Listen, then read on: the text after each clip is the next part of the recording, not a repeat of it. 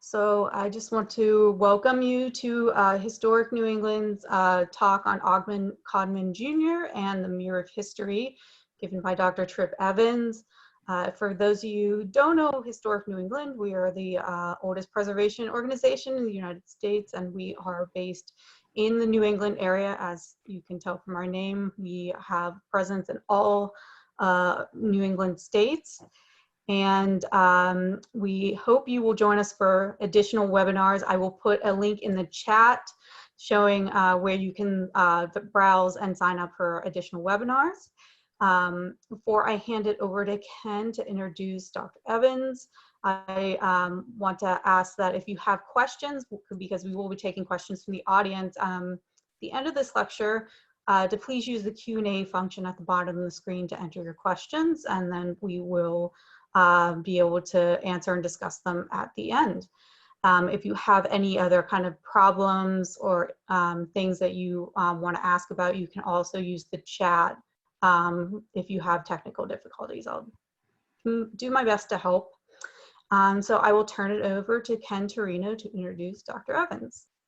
Hello, I'm Ken Torino, Manager of Community Partnerships and Resource Development at Historic New England. I'm throwing in my welcome too, and I just want to say how delighted we are to have Tripp Evans with us tonight. Originally, this was scheduled to be a live program. Obviously, that's not happening these days, and I have to give a big thanks to Wendy Hubbard, who is our site manager at the Gropius House and at the Codman House, for her good work on putting this program together. So I will introduce our speaker for tonight. Tripp Evans is a professor of the history of art at Wheaton College in Newton, Mass. He majored in architectural history at the University of Virginia and received his PhD in the history of art from Yale University. At Wheaton, he specializes in American art and architecture of the 19th and early 20th centuries, examining how and why American artists evoke national character in their work. His books include Romancing the Maya, Mexican Antiquity and the American Imagination, and Grant Wood, A Life, the latter of which was awarded the 2010 National Award for Arts Writing. Biography, whether of nations, institutions, or individuals, is his favorite genre. His current book project examines 4 New England house museums, all created by bachelor owners, several of them historic New England sites, under the working title, The Importance of Being Furnished, 4 Yankee Bachelors at Home. And with that, I'll turn this over to Tripp Evans. Thank you so much, Ken, and thank you, Claire. Before we begin, I also wanted to thank Wendy Hubbard for her help with my work on the Codman estate, and also a big thank you to Lorna Condon, the Senior Curator of Historic New England's Library and Archives, who allowed me during my last sabbatical to become something of an honorary resident in the archives as I made my way through the Codman material in my larger project. So tonight we'll be looking at the kind of near obsession that Ogden Codman Jr., one of the last generation of Codmans to live at the Codman estate in Lincoln, his sort of obsession with his 18th century ancestors. And I will be talking a little bit about, in the foreground as well, sort of the obsession of the Codman family in particular with their own past. But before I do that, let me just place this work for just a second within the larger context of the project that I'm working on. As Ken mentioned, I'm doing a book project on 4 historic New England house museums, 2 of which belong to Historic New England, the Codman Estate and Beauport in Gloucester. So my 4 bachelors, you can see here on the screen, Charles Leonard Pendleton of Providence, Rhode Island, Henry Davis Sleeper of Beauport fame in Gloucester, Charles Hammond Gibson Jr., who created the Gibson House Museum in Back Bay, and of course Ogden Codman Jr. on the right. And my interest in these houses and these particular men is really looking at the ways in which their personal lives kind of intersected with the fabric of the houses themselves. I'm a decorative arts and architectural historian, and I'm particularly interested in the way these sort of Brahmin-like sort of New England men who were unmarried and childless considered their houses in many ways their greatest legacies or their greatest relationships. But one of the problems that I encountered early on with this research is that the personal sort of dimension of this project was really hampered by the fact that many of these men left very few personal effects, or very few of their personal writings remain. This was not a problem for Ogden Codman Jr., however. In fact, I almost had the opposite problem with Ogden Codman. We're looking here at just three examples of surviving letters by Ogden Codman Jr. To his mother at left, to his fellow architect and friend Arthur Little in the center, and on the right to his brother Tom. From 1925. The Codman family manuscript collection runs something like 100 linear feet in the archives of historic New England. It is vast. And as I said, almost became an obstacle for me given the very size of it. But what is really kind of extraordinary is the way that you get to sort of know this family through their papers. And certainly you get to know Ogden Codman Jr.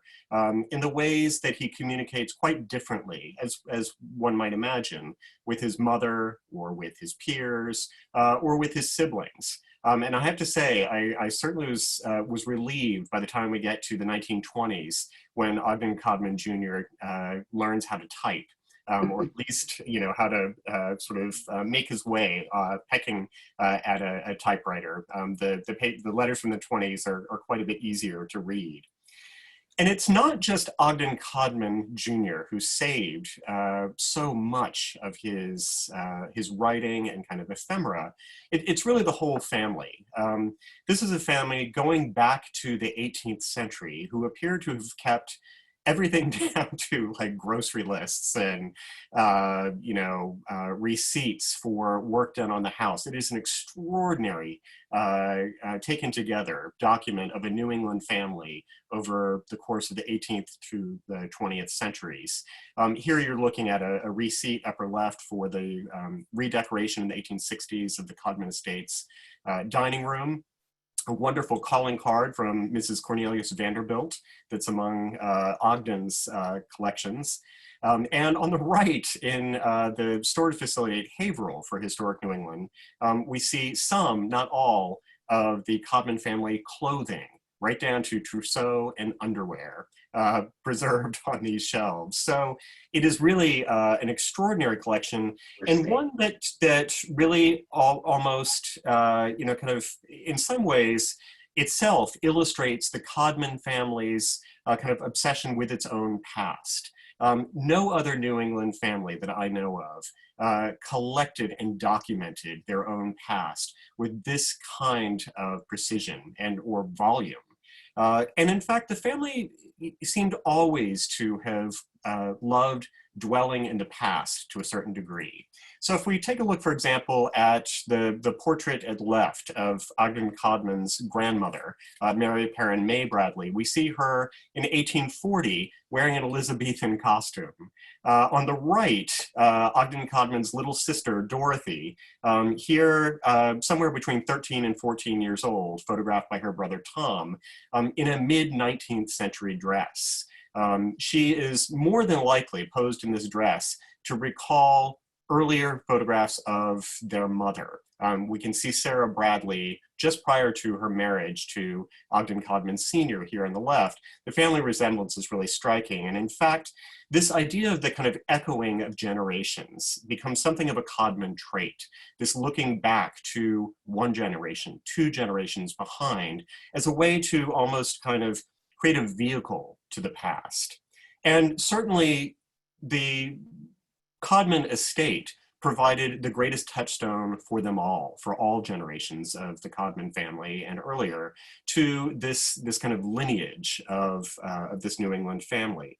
No matter where the family tended to live, and they did make their way around Boston and European houses, it was the house in Lincoln that always was their touchstone. And we're looking at a house that was not started by a Codman at all, but by Chambers Russell, who in the earliest writings about the house from about 1740, 1741, we know that Chambers Russell, this sort of scion of the family, had created a more modest version of the house that we know today on the left.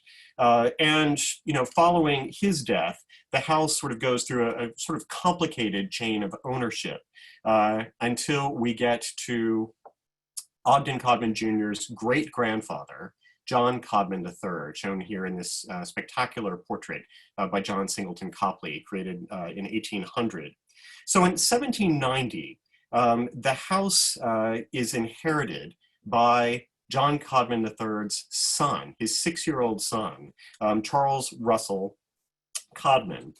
So John Codman III essentially kind of takes kind of control of what will become his son's legacy. And by 1795, he moves permanently out to Lincoln and immediately begins to really you know, kind of enlarge and elaborate upon the original house. So if we look at the Russell house at left from 1741, we can see that it was a grand but still sort of relatively modestly scaled country house that by 1799, you know, Codman had really sort of doubled in size, really adding a floor up top and deepening the house by nearly twice as much space. So that if you look at the floor plans here, you can see that essentially the original house was just one room deep with bedrooms up above and a kitchen in the back.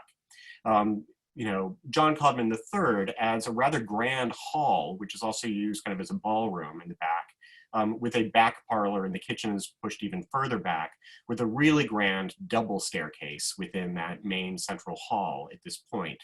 So he is, you know, having really kind of a field day with sort of expanding what will be his son's legacy. And his partner, both in kind of business and in collecting, ultimately, is his brother, Richard. So we see Richard Codman here in another stunning Copley portrait done about 7 years earlier. In the 1790s, John Codman III is an extraordinarily successful kind of Boston-based businessman. He's got his hands in a lot of different pies, real estate, merchant trade, and he sends his brother Richard at left to Paris in 1793 to become the family kind of business agent abroad. You can imagine that 1793 in Paris is a pretty exciting and sort of dangerous time to be in Paris at the height of the French Terror. And Richard Codman really takes to it and is able to assemble, while representing the Codman family business interests in Paris, an extraordinary collection of paintings. You can imagine that in 1793, possessions of the dispossessed nobility in France were going fairly cheap. And Richard was really able to amass an extraordinary painting collection for his brother that goes back to the house in Lincoln. He's working with the dealer Jean-Baptiste Pierre Lebrun and is able to amass over 80 paintings to have sent back to his brother. Obviously, on his way to Paris, he has his own portrait painted by Copley in London, this extraordinary image of this very dashing Codman brother. So when John Codman III sends Richard to Paris, he is probably not sending the best businessman in the family because it's clear early on that Richard is far more interested in acquiring paintings and decorative arts and an art collection and real estate than he is really in furthering the family's business. And in fact, in the space of just a couple of years, he begins kind of gobbling up the chateau of dispossessed French nobility. He first buys the Chateau de Terne in Paris, just on the outskirts, in 1795. He buys the Hotel de Créqui in 1796, this beautiful hotel particulier in Paris. And in 1797, he buys the Chateau de la Tuileries in Dammartin. So he is quickly going through the cash that he is kind of rolling in and then losing in sort of speculative business arrangements, unbeknownst to his brother, who really finds out to his horror that Richard is quickly going through not just his own money, but the firm's money, the kind of family business money. And it was not just a problem of his brother kind of buying up real estate, but his brother had also begun conducting a rather scandalous affair with the wife of one of his colleagues, Celeste Rosalie Vans. And in fact, William Vans begins a lawsuit in 1799 against the Codman family, kind of in revenge for this betrayal of his wife with Richard Codman, that lasts nearly 38 years before it's settled. We're actually looking at the final settlement of that legal suit in 1837. So in 1799, having heard about what his brother Richard was up to, John Codman III makes his way over to Paris, and in 1800 they really kind of have a showdown. At this point, Richard admits that he has overextended himself, that he has really lived kind of well beyond his means and had really kind of dipped into kind of the family coffers in a way that was quite dangerous. So by 1802, he declares bankruptcy, and in the following year, John Codman III himself dies. But when John Codman III dies, he dies a very wealthy man. He leaves over 100,000 in stocks alone in 1803 to his family. Richard dies 3 years later, essentially penniless and back in Boston. And the story of these two brothers becomes kind of a morality play between the kind of the good brother and the bad brother. And in fact, the family from the time of Richard's life onward really referred to Richard as Bad Uncle Richard. Now, the chain of ownership, again, for the Codman estate, as we sort of make our way inevitably towards Ogden Codman Jr., goes next through Charles Russell Codman. This was the 6-year-old who inherited the house in 1790, and who inherits it in full at the age of 19 upon the death of his father. Just a couple of years after the death of his father in 1807, Charles Russell Codman decides he wants nothing more to do with the house in Lincoln. He sells it and then spends, really the rest of his life as a kind of consummate art collector and bon vivant and traveler in Europe, establishes an extraordinary art collection for his house on Beacon Hill at 2029 Chestnut Street. And when he dies in 1852, his son, Ogden Codman, who later is Ogden Codman Sr., is just 13 when his father dies. He had lost his mother at the age of 5, so he's essentially an orphan as a teenager. And as a very young man, he marries in 1861. He's 21. His new bride is 19, Sarah Bradley Codman, who we saw just a moment ago. And in 1862, he decides to buy back the house in Lincoln. And this is the beginning of that sort of backward-looking, kind of Codman trait that seems to sort of exist within each generation. Ogden Codman Sr. appears to want to really sort of recapture the home of his ancestors and sort of, recapture a sort of notion of the past.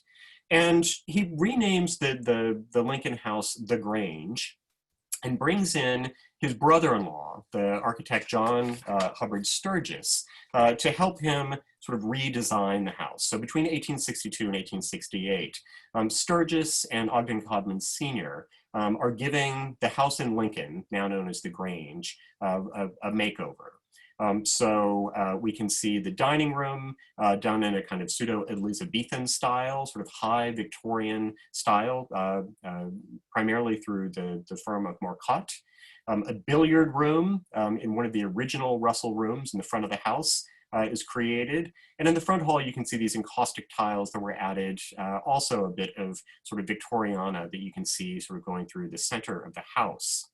Now, all that, all of the work that he is doing to this house creates really kind of a center for the family. And when Ogden Codman Sr. writes for his Harvard class of 1861 report in 1902, he writes his report from Lincoln. And I just wanted to share with you this one portion of his report in which he says, "In 1861, I married, and after trying one plan after another, I settled down here," meaning Lincoln, "for 10 years as a sort of farmer. As I saw no prospect of becoming a Rothschild at that, I went to France, where I remained another 10 years, then home for 9, then abroad for 4, then home for 3, then abroad for 2.5, and here I am, just at home again. That isn't a very eventful or important life, but it hasn't been an unhappy one. And it certainly wasn't an unhappy one for Ogden Codman Sr., despite the fact that, as he says himself, he has no real kind of professional or even avocational aspirations within this period. He's really about sort of creating the Grange as a sort of homage back to his own grandfather's generation. Now, when he said that he has not had a very eventful life, there is one event, certainly, that changed the course of the Codman family's kind of fortunes forever, and that was the Great Boston Fire in 1872. The Codman family lost an awful lot of very valuable real estate investments in that Great Fire. And it changed the fortunes of Ogden Codman Sr. to the extent that his move to France that he mentioned in that Harvard report was really precipitated by the need to rent out the Lincoln house and live more modestly in this house in Brittany, northwest France, in a place called Dinard. The house no longer exists, but this is the Maison Crolard that the Codman family sort of retreat to for a little over a decade. And here you can see the kind of high Victorian parlor inside the Maison Crolard. What I want to draw your attention to in this image are these two framed photographs, both of them photographs of the house in Lincoln. So for Ogden Codman, who is nearly 11 when they moved to France, this house almost has a kind of fetishistic place within the Dinard parlor. There is this sort of memory of what Lincoln had been. And certainly Ogden Jr. would have remembered it well before the family had decamped to France.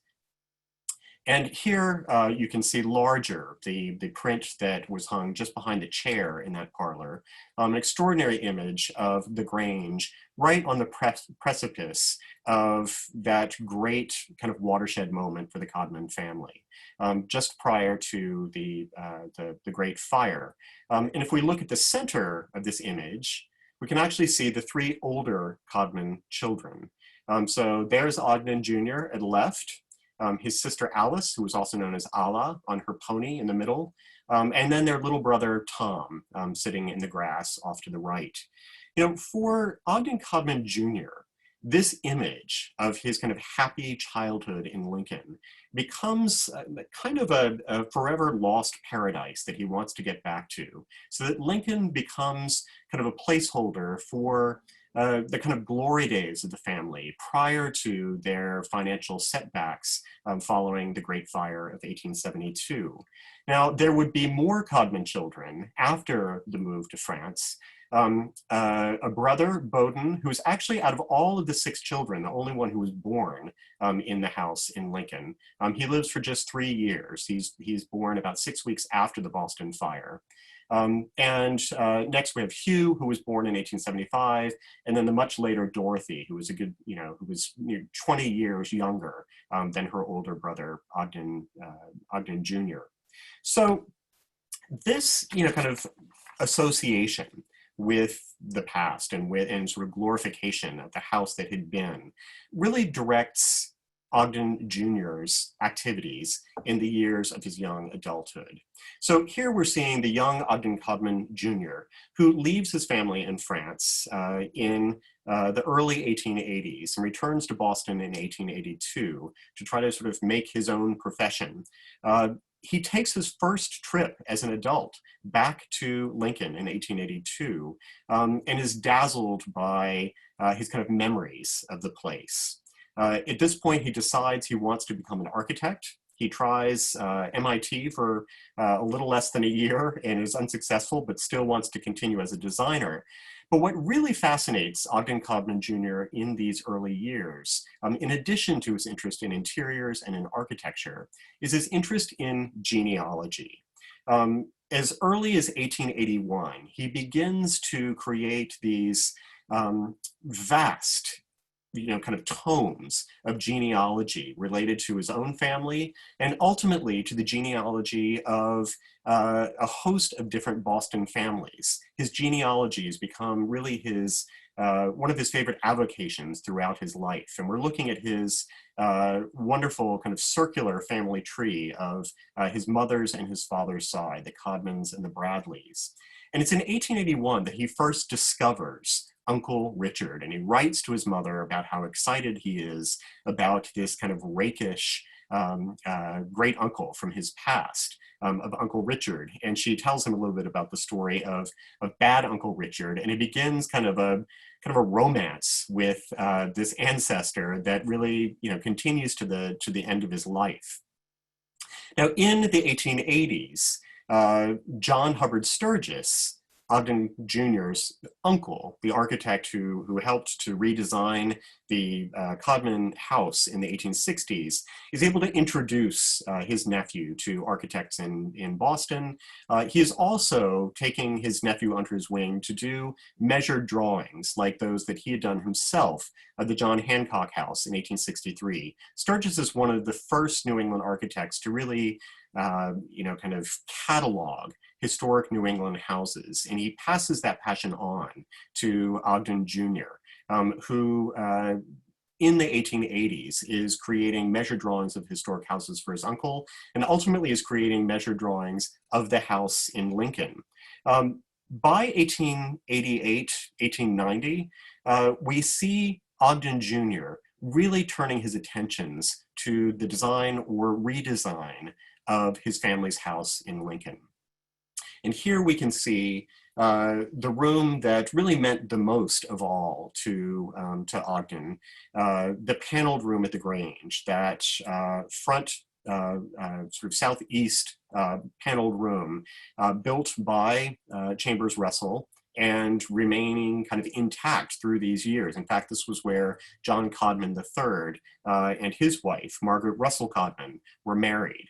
So we can see at left how in the 1880s, Ogden was going through kind of a William Morris phase. He had visited a William Morris exhibition in Boston in 1883 and was really bowled over. So we see kind of arts and crafts style fabrics and sort of darker colors at left in his redesign of the paneled room at the Grange.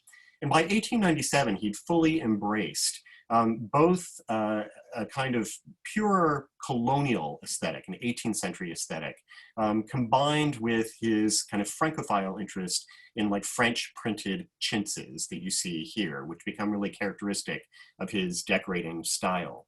So he begins with this paneled room and ultimately reinstalls the paneling that had once existed in the bedrooms above these lower rooms. These bedrooms had existed in Chambers Russell's time, but during the Sturgis renovation, the paneling upstairs had been removed and placed in a barn on the property.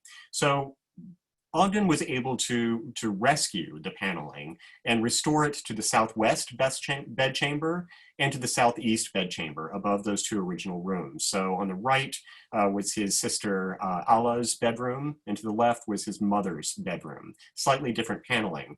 What he believed he was doing here was returning his home to an imagined sort of glory age of the 18th century. He really wanted, I think, as a person to kind of live in the 18th century. And by returning his family home back to its kind of 18th century golden age, he was able to kind of re-inhabit that past. And of course, while he's doing this, he is writing The Decoration of Houses with Edith Wharton, which is it's really a deeply conservative book in many ways about how to approach the decoration of not just any house, but really grand houses. It is what we say, in the literature on this, it is an aspirational model. It is really about quite grand houses and grand historic houses that Wharton and Codman are talking about. And in his manuscript for The Decoration of Houses, Codman was writing some of the prose, Wharton was writing others, but the passage that you see here is pure Codman. I'm going to just read to you this small passage where he says, "It is possible to obtain effects ranging from the grandeur of the great loggia, the Villa Madama, to the simplicity of any wood-paneled parlor in an old New England country house." And for him, the paneled parlor in an old New England country house was always the prototype that he thought of at Lincoln. So he sort of fetishizes that paneled room. And we're also seeing within this single sentence, kind of the two sides of Codman's tastes. His tastes run both to the kind of austere 18th century paneled New England country house. And, at the other end of the spectrum, he is also kind of obsessed with really grand houses like the Villa Madama. And we will see both of these kind of playing out in his work. Now, by the beginning of the 20th century, just a few years after completing the reinstallation of that paneling at the Codman House, Codman decides that he would like to give his family house a colonial revival makeover. And this is so kind of meta, the idea of taking an 18th century house and making it look as if it had always been a much grander 18th century house. He moves the primary facade in this proposal to the east facade, creating an extraordinary pediment and engaged columns, moving the former primary entrance really to the kind of position of a side entrance. So this is his kind of proposed remodeling of the house, which extended to the landscape as well. So he wants to create a kind of revival version of an 18th century mansion, but he is still really fetishizing his family's past here. So the little squiggle that you see here in red is what he referred to as grandfather's mulberry tree. It's actually great-grandfather's mulberry tree. This is John Codman III's mulberry tree that Ogden Jr. really mourns the passing of later on in the 19-teens. So in imagining this sort of redesigned colonial revival house, he also imagines these very kind of Palladian sort of wings extending out from the house. So he wants to make the house almost more 18th century than it ever had been. And in fact, as much as he really knocked his uncle Sturgis for Victorianizing the house. He always claimed that he was sort of returning the house back from the kind of desecrations of his uncle. Sturgis too was interested in the 18th century kind of connections to the house. And we see in his measured drawings for the John Hancock House staircase, this was a staircase that Sturgis actually bought when the Hancock House was taken down. And we can see the elements of that staircase in the staircase at the Codman estate here on the right.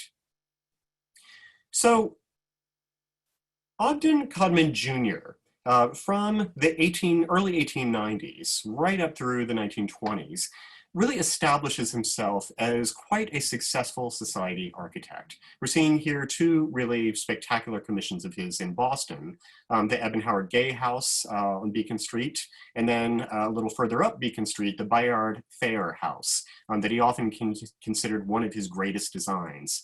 This became famous much later as the site for the show Cheers.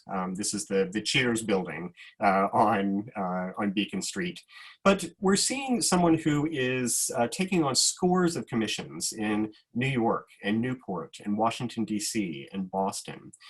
So he has really achieved success, but in the sort of conservative Boston kind of Brahmin, kind of formula, the one thing that he hasn't done is marry. And certainly no one who knew Ogden Codman Jr. had any hopes for him, sort of abandoning his bachelor status. He was actually quite open with his friend Arthur Little and others about, really pursuing young men in Boston rather than young women. And I want to read to you a quote, an extraordinary quote that he wrote to his mother in 1894, in which he says, "I almost think I would rather be poor and have a good time than be rich and not. But I know I would have a better time if I were rich and a bachelor, for a wife would be a terrible hindrance in every possible way, especially if she had money." So in the early 1900s, he changes his mind about both things, both about taking a wife and about the problems of a wife with money. When, to everyone's kind of surprise, he marries a 48-year-old widow, Lila Griswold Webb Codman, who had two young boys. She was the kind of astoundingly wealthy widow of a railroad tycoon and banker, Henry Walter Webb. And when they marry, as you can see from the newspaper clipping at left, this really took everyone who knew the couple by surprise. My favorite line is the second one here. Mrs. Webb will wed again on Saturday. Her social friends will be astonished to hear of betrothal. She was 7 years Ogden's senior, as I said, a 48-year-old widow. But in some ways, Ogden had really kind of fulfilled the expectations of his class by marrying at last. And in that way, he was sort of fulfilling John Codman III's, kind of model of Boston, kind of respectability. He was a successful businessman. He may not have been a family man like John Codman III, but he had married at this point. He was a solid New Englander who loved Boston. But there was also his Uncle Richard side. And the Uncle Richard, the bad Uncle Richard DNA kind of running through Ogden Jr.'s blood is in many ways the character that comes out sort of in his later years. Bad Uncle Richard was the handsome rake, the dandy, the man who lived beyond his means, the sexual outlaw, the Francophile who loved everything connected with French culture, and the man who kind of courted disaster at every turn. So, I often think of John Codman III and Uncle Richard as kind of the angel and devil on his shoulders, the good ancestor and the kind of naughty ancestor, the solid New Englander and the glamorous French expatriate. And certainly, even as a young man, Ogden Jr. was really showing his Uncle Richard side in letters like this to Arthur Little, where this young dandy, Ogden Jr. writes, "You would scarcely recognize me, now I'm so smart. Single eyeglass, boutonniere, gray or brown linen waistcoat, varnished boots, top hat and cutaway coat or frock coat in gray or black, my smartest gloves, everything from the swellest London people. I constantly see myself in the glass and wonder who it is. Pink, blue, or mauve shirts, butterfly ties, etc. do make a difference. My mustache is curled like this. You can see it's circled. The ends get nearly into my eyes."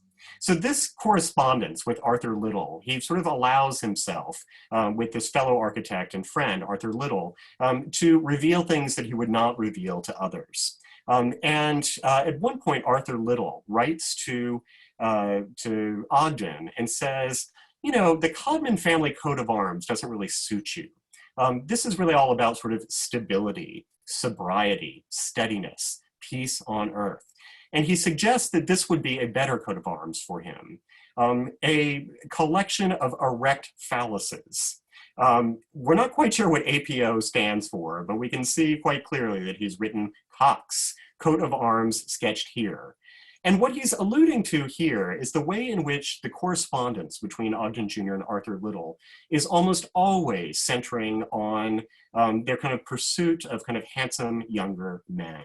And, you know, for my own research, I have to say I was thrilled when I found out that one of these young men was none other than you know, my chapter 3 subject, Charles Hammond Gibson Jr., who at the age of 18 caught the eye of Ogden Jr., who was nearly 30 years old and had a real kind of crush on him, writing to Arthur Little about him. So back to Ogden Jr., the married man in the early 20th century, Lila's vast wealth allows Codman to live in a way that was, in many respects, far grander than he would have been able to on the still kind of relatively diminished Codman returns. So we see here his house that he builds in New York on 96th Street, and on the right, the apartment that he takes in Paris that he used between 1908 and 1933. Lila dies in 1910 after only 6 years of marriage, leaving her fortune in the hands of her widower husband, who sort of stands in as a surrogate for her 2 very young sons. As we will see, he was not a very good sort of manager of their mother's money. One of the things that Lila's fortune allows Codman to do is not just to sort of live well in terms of real estate, but also to acquire the one painting that he had been dying to acquire from his Uncle Dick, Richard Codman, who was the namesake of Bad Uncle Richard, and from whom Ogden Jr. buys the Copley portrait in 1918, paying a cool $4,000 for this portrait, which becomes sort of central to you know, kind of Codman's imagination of himself and his own sort of sense of his 18th century ancestors. So like Uncle Richard, we see Codman beginning to really turn to a life in France. After the death of Lila, after the death of his sister Alice and mother in the early 1920s, Codman really turns to France for the rest of his life. He rents the Chateau de Pétagny in Pont-l'Évêque between 1924 and 1926. But by 1925, he decides he wants his own chateau. This is one of my favorite finds of the Boston Athenaeum, Codman's correspondence from 1925, which he entitles Looking for a Chateau, summer of 1925. Who would not want to spend a summer doing this? And he's researching Uncle Richard's chateau. He really wants to kind of recreate himself in the mold of Uncle Richard. So he comes very close to actually buying the Chateau de la Tuileries that we see at the bottom, attempts but is not successful with the Chateau de Terne, these 2 of Uncle Richard's former chateau, and ultimately buys the Chateau de Grange, where he spends you know, really the rest of his life from 1927 until his death in the early 1950s. As an interesting side note, the owner of this chateau during the time of the French Revolution was executed the same year that Uncle Richard shows up in Paris and begins sort of buying estates. In 1928, Ogden Jr. enters a relationship with a man who, nominally at least, is sort of known as his secretary, Ronnie Hadow, the much younger and very dapper figure that you see here standing with him in 1928.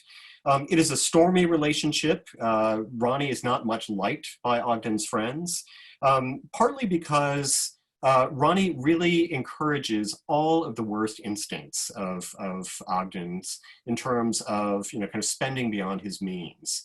And the best example of this is his kind of insistence that Ogden buy the property and create this extraordinary house on the French Riviera, La Leopolda, which Codman designs and builds between 1929 and 1931. This is one of the grandest houses ever built on the French Riviera, built largely, one can only assume, with the money that he had inherited from Lila. It shows his, kind of royalist and almost kind of imperial ambitions. This is a palace. You can see the ballroom at left, the main stairs at right. Unfortunately, not a few months into the construction of La Leopolda, the stock market crashes. And when the US abandons the gold standard, Ogden loses something like 40% of his personal fortune. And so this becomes really kind of an albatross for him. And I just want to mention, as an architectural historian, it always amazes me that the exact years he is building the most conservative villa you can imagine on the Riviera is exactly when Le Corbusier is building the modernist masterpiece, the Villa Savoie, just outside of Paris. So gives you a little bit of a sense of what's happening in France in the 20s. Ultimately, the relationship with Ronnie Hadow breaks up, and we can see in these two lines from Ogden to his brother Tom, sort of how badly it goes. He said, "It's curious that Ronnie's persuading me to buy this place should be his undoing. Ronnie clung like a limpet, and I had finally to get my lawyer to get rid of him. I'm sure he never intended to leave, nor imagined that I could ever want him to do so." For the remainder of his life, Codman really is attempting to rent out La Leopolda. And in fact, the great tragedy is that he never is able to live there himself. In order to afford this house, he has to rent it out to others. Quite famously, in 1937, the Duke and Duchess of Windsor wanted to rent it from him, and he refused because they wanted to make kind of interior changes to it. So he really retreats to Grange.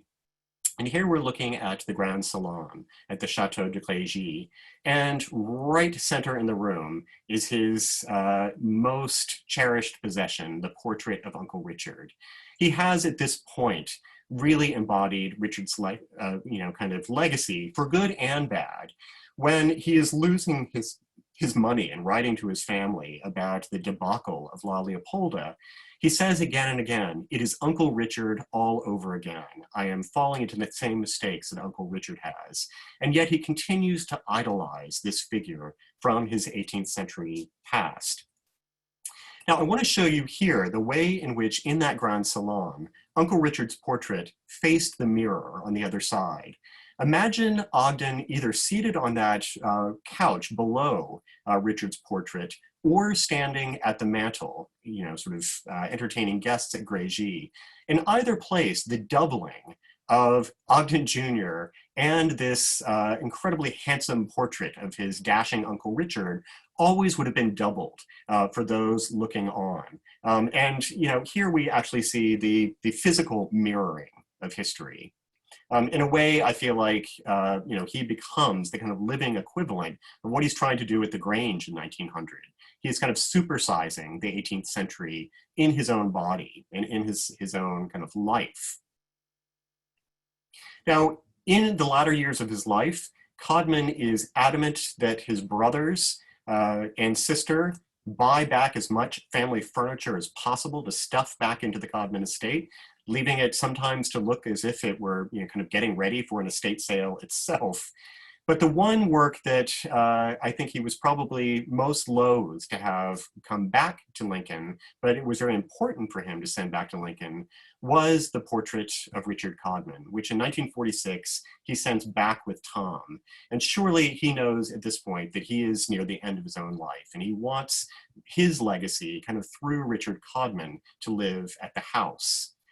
When he dies in 1951, after his death, a memorial goes up in the Lincoln Cemetery memorializing Codman, but it is really the painting itself, I feel like, that sort of stands in for the kind of monument to Ogden Codman Jr.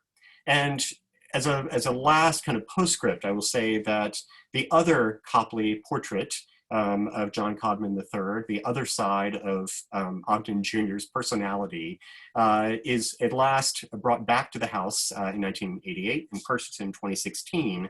And together, I think quite appropriately, Richard in the ballroom, John Codman in the library, represent both the men that Ogden Jr. wished he could be, and also to a certain degree that he feared he would become. So whether they know it or not, visitors to the Codman estate and seeing the glorious Copley portraits are in many ways seeing a reflection of one of the last residents there himself. All right, I will end there, and thank you for letting me go a little bit over. I'm happy to take questions if Claire can field those for me. Thank you so much. That was fascinating. His life's history certainly goes places.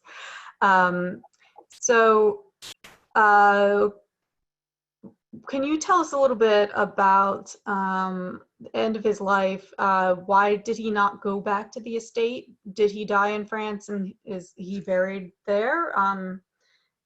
Or is he in the Lincoln Cemetery?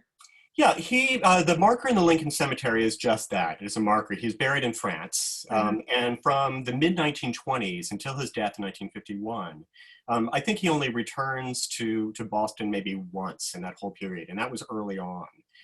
After the death of his mother and after the death of Alice, he goes abroad. He sort of becomes disenchanted with Boston in particular. He claims that the arrival of the automobile has kind of ruined Boston for him. He wants Boston to be an 18th century town, right? And so he decides to really sort of live out the rest of his life as an expatriate in France. And so in doing that, he really becomes, has this kind of peripatetic lifestyle in France, ultimately really settling in Grange. But throughout that whole time, he is still anchored to Lincoln in endless letters to his sister and his brothers.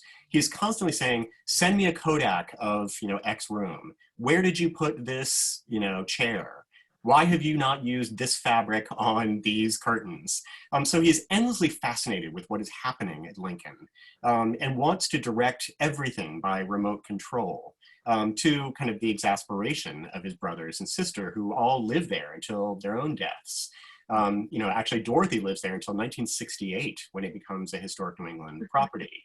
But he really is, from the 1920s on, an American expatriate for the rest of his life. And I have to apologize, for some reason my camera must have gone out, so you all are seeing a portrait of me instead of me, which I think is actually quite appropriate given the theme of the lecture. So know that I'm here waving at you behind my image. Not a problem. So just to let everyone know, some of these beautiful artworks that we discussed today will be at the Artful Stories exhibition at Eustis. So you can go see them in person there, even though the Codman estate is not open right now. And if you have any questions, make sure you put them in the question and answer function at the bottom of your screen. Just one more question about some of his later endeavors. So I guess you could say it's kind of like a chateau that he built on the French Riviera at the end of his life. Is that privately owned? Is it open to the public? It is not open to the public. It remains one of the most glamorous, and I think chateau is probably not a bad word for it, on the Riviera. As I said, he never lives in it himself, and he retains ownership until his death.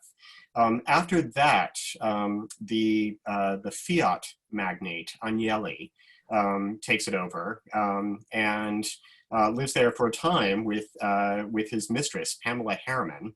And it goes through a number of different hands. I have heard that it today belongs to a kind of Russian oligarch. I don't know the name of the person who owns it, but it is still privately owned. And it has shown up in a number of films. In fact, it served as the backdrop for the film To Catch a Thief when they are on the French Riviera and they wanted to show a really grand palatial Riviera villa. It stood in for that. I think Codman would have been quite pleased with that. But it's, you know, La Leopolda is such a story of his really sort of flying too close to the sun. I mean, it really is his bad Uncle Richard moment where, you know, financially things really begin to collapse on him. He obviously retains Grange, but he is worried about money for the rest of his life. And that's a worry that kind of gnaws at him. So in the letters to his siblings, you know, anytime someone in the family dies, the first thing Ogden wants to know is, what did they leave us? So he's constantly trying to pay the bills because also from, you know, the early 20s to the rest of his life, he is no longer a practicing, you know, kind of architect or interior decorator. So that lucrative career that he'd had in the United States really kind of evaporates when he's in France. So we have some great questions from our audience. Richard would like to know what Ogden Codman Jr. did during the Second World War. It's a great story. He stayed at Grange, which was occupied by German officers. Wow. He spent, according to family, you know, lore, he spent a good part of the war in his bedroom at Grange, doing his genealogies and doing his chateau research, because in addition to his genealogy research, he was also researching kind of all the chateaux of France and creating a kind of magnum opus about the chateau of France, which is now in the Bibliothèque Nationale. So he was kind of happily working away on his genealogies, living, you know, in reduced circumstances, obviously in his bedroom upstairs.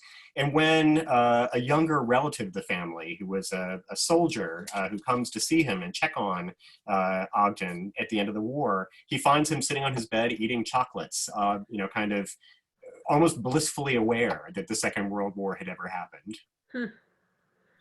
Very interesting. So from Lynn, we have a question. Having collaborated with Edith Wharton on the decoration of houses, did he connect with her in France, which she also lived, where she also lived for many years? Absolutely. They had a kind of a turbulent relationship.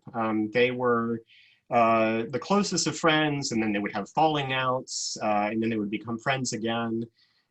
He very much wanted to create a second version of the decoration of houses, and she was, by that point, a celebrated novelist and sort of resisted that. He worked on her house in the Berkshires, which led to their first falling out over some bills that he felt were due to him. But towards the end of her life, she dies, I believe, in the early don't quote me on her death date, but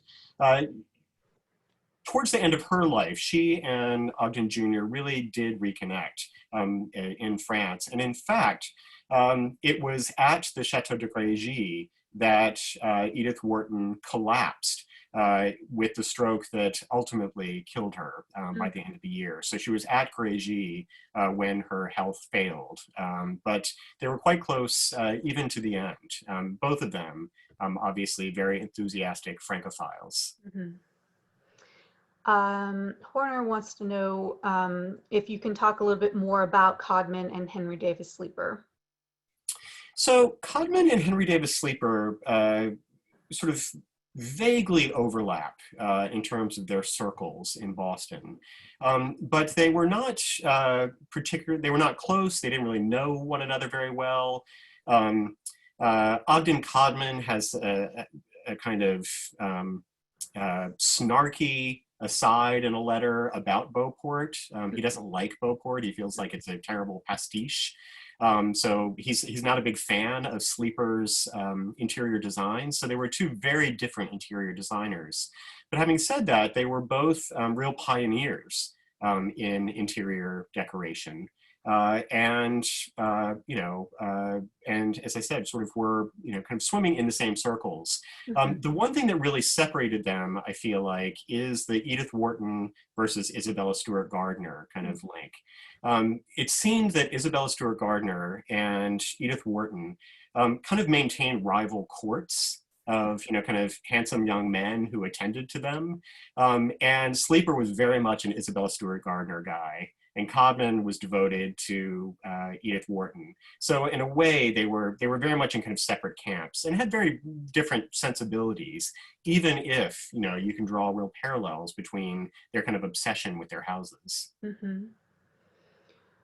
So can you stay on a little bit longer? We have some more questions. Absolutely. Okay, great. Samantha wants to know where the name Ogden came from. Obviously it was in the family, but is there a deeper tie than Ogden Sr.? Yeah, it was the maiden name of Ogden Sr.'s mother. So she was Sarah Ogden. So Charles Russell Codman is married twice, and his second wife is Sarah Ogden, who is from upstate New York. And I believe there's an Ogdenville near where her family is from. So she who dies when Ogden is just 5 years old is the source for that name. So it was through Charles Russell Codman's second wife. I see. Jeff would like to know if you have any more details you can share about his relationship with Gibson, and did they correspond beyond the initial infatuation? It's kind of, it was hilarious and fascinating to me that these two would have crossed paths. There is no correspondence that I have found directly between Ogden Jr. and Gibson. What you see instead is Gibson writing to Arthur Little, saying things like, oh, is that handsome Charlie Gibson going to be at Swampscott this summer? We have to break up his relationship with young man X. So it was my entry point into figuring out who Gibson was seeing in this period, because they're talking about who Gibson is kind of taking up with in the sort of summering resorts in New England. And Codman had known Gibson's mother, Rosamond. She was really more of his generation. So the families knew one another. And he had seen kind of young Charlie grow up. And 18-year-old Charlie Gibson was quite the dashing figure in Boston. And I think Ogden Jr. wasn't the only person who was kind of trailing him. I don't believe they ever had a relationship. I think it really only existed in letters between Codman and Arthur Little, talking about how much they would like to sort of spark a romance with young Charlie. The letters between Little and Codman are quite extraordinary in their frankness. And I can only believe that Codman may have imagined that these conversations might have been kept private by the sheer volume of the letters that he saved. You really have to hunt for them, but once you find them, it's all there. Yeah, that is really interesting, because so many people destroyed their correspondence to kind of gloss over things, and the fact that he preserved it really kind of made me question what was his thinking. Yeah, I mean, the Codmans never threw out anything. The Codmans hung on to every scrap of paper that they ever touched. So to destroy anything would be against sort of the Codmans' nature. But you're absolutely right that for someone like Gibson, we have nothing. We have no personal correspondence between him and the men that we now know he was connected with. So either he had destroyed his letters, or it may have been that his heirs destroyed his letters. But Codman is pretty upfront, and as I said, sort of saved everything. And I owe it to other scholars who found these letters before me. I wasn't the first to find this trove, but they really are quite extraordinary documents. Yes, for sure. Pretty rare. Brent wants to know if he was involved in the antiquities crowd, and did he know Appleton of Historic New England? He did, and in fact, we have anecdotal evidence, but I've never found the actual smoking gun, that that Ogden Codman Jr. had an understanding with Appleton as early as the early 1920s that the Oh, wow. house would eventually become part of the Society for the Preservation of New England Antiquities. Certainly, it was understood by his sister Dorothy's time that that was the intention for the house. So as early as the 1920s, we have heard that he and Appleton were in conversation about the house becoming a Spinea property. So certainly he and Appleton would have known one another. They may well have been related. Appleton seemed to have been related to everybody. For sure, he was related to Gibson. And the interesting thing is that when Gibson approached Appleton about having the society take up his house in Back Bay, Appleton said, no way. No one is ever going to be interested in the Victorian period in this way. Yeah. So that's why the Gibson House was established as a separate society. But yeah, I'm still hoping to find the smoking gun where there is the letter to Appleton. It may well be that those conversations took place in person. Right. Interesting. So did his stepsons ever inherit anything from their mother, given their stepfather's management of her money? Those poor two boys. It was a vast fortune in banking and railroad money when Lila inherited it, and still vast when Ogden was sort of overtook the kind of management of it. It seems that quite a bit of it went into French properties. That I think, in his way of explaining this, Ogden Codman was doing the same sort of sleight of hand that Uncle Richard had done. When Uncle Richard was buying all of these chateaux in France, he was saying, well, these aren't for me. These are for the family business. They're good investments. But he was doing them up and holding these, grand parties in them and spending far more money than he would ever see back from these houses. And Ogden was doing the exact same thing with Lila's money. You have to imagine that a place like La Leopolda could never have been built using simply the kind of solid but limited funds of the Codman family. Because otherwise, Tom and Hugh and Dorothy would have been living in, the same, sort of similar luxury, and certainly they were not. I think we have one last question from Lynn. If you were to entertain guests for dinner with Ogden, who would they be? And what would be the first toast of the evening? Oh, that's a hard one. All right, so despite the fact that she wasn't in his camp, I would have to have Isabella Stewart Gardner there, just because I've come to love her so much through Sleeper. Let's see, some of the more colorful figures from among his peers, I would love to have. His brother Tom was an extraordinary figure. He would be great to have on hand. Maybe Edith Wharton as well, just to see how she and Isabel Stewart Gardner got along or did not. But you know what? I have to say, I'm kind of with Ogden in his obsession with Uncle Richard. I think I fell in love with this portrait the first time I saw it, knowing nothing about Richard when I first came to the Codman estate. So I'll have to say the first toast would absolutely have to be to Uncle Richard. We do have one last minute question. Did Ogden have a relationship with fellow architect and his relative, Guy Lowell? I'm sure, that their paths in business cross. I haven't really investigated the connection to Lowell. All, the links that were strongest for Codman were the firm of, Arthur Little and Herbert Brown's firm, which was, sort of quintessential colonial revival firm. But Lowell, I'm sure, shared many of the same clients and circles as Codman. And he was so well connected in all of those circles, and in New York and DC and Newport, that, I have to believe that their business practices and perhaps even, kind of family relationship might have been, kind of important to him. So that is the end of our questions. So I want to thank you, Dr. Evans. That was a really fascinating talk. And thank everyone here who attended. I put in the chat a link to our full slate of virtual programs.